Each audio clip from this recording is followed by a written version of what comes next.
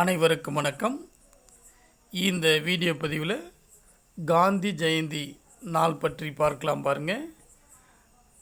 தேசத்தந்தை மகாத்மா காந்தியின் பிறந்த நாளான அக்டோபர் 2 நாம் காந்தி ஜெயந்தியாக கொண்டாடி வருகிறோம்.